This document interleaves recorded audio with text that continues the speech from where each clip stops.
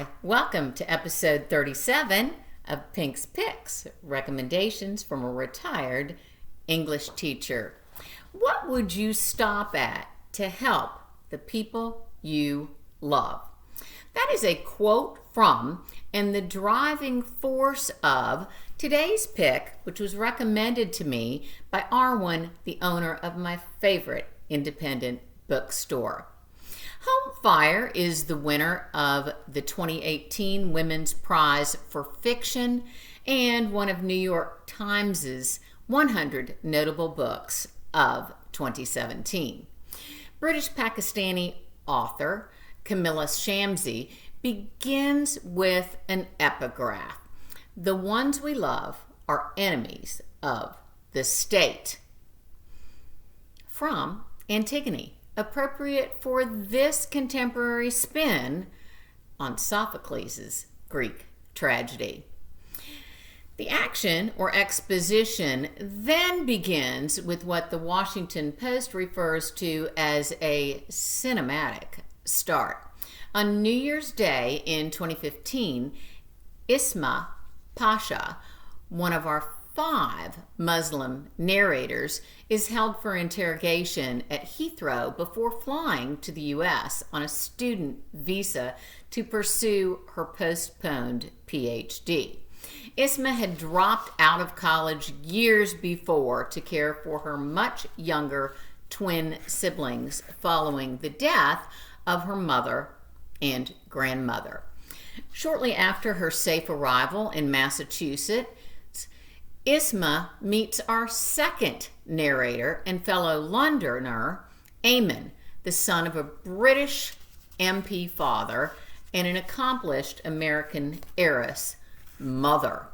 Our third narrator is Parvaiz Pasha, Isma's 19-year-old brother, who is coerced into following in his jihadist father's footsteps. Anika, a law student and Parvaiz's twin, narrates the 4th section, and she is our Antigone.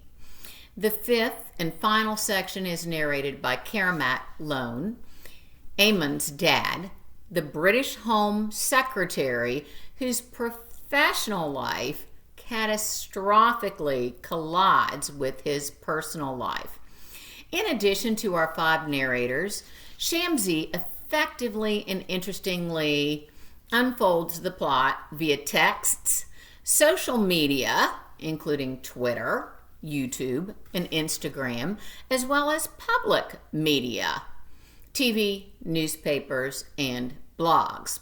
I love Shamsie's references and allusions to Greek mythology, Zeus's twin sons, Castor and Pollux, and Daedalus and Icarus, the father-son duo.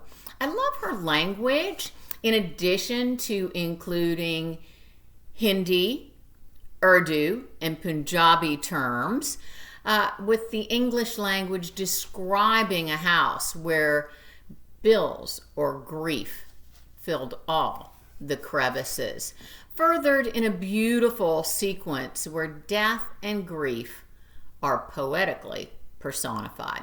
I love Shamsie's description of one character as a pufferfish in human form, and her depiction of Isma's being asked in Massachusetts if she's wearing a turban because she's Muslim or having chemo. No boundaries. We know people like that in our lives, right? Warning. Her vivid imagery makes the terrorism tableaus terrifying and disturbing. At 274 pages, Home Fire is a relatively short read, but not an easy one. Sometimes Shamsie's flashbacks and transitions lack fluidity, and I did have to look up the words that were in the other languages. The effort, though, is well worth it, as this is a book that I will think about for years to come. And for that, I give it an A. next time I'll be discussing one of my book club picks, All the President's Men. Until then, stay safe and healthy and do your homework. Bye-bye.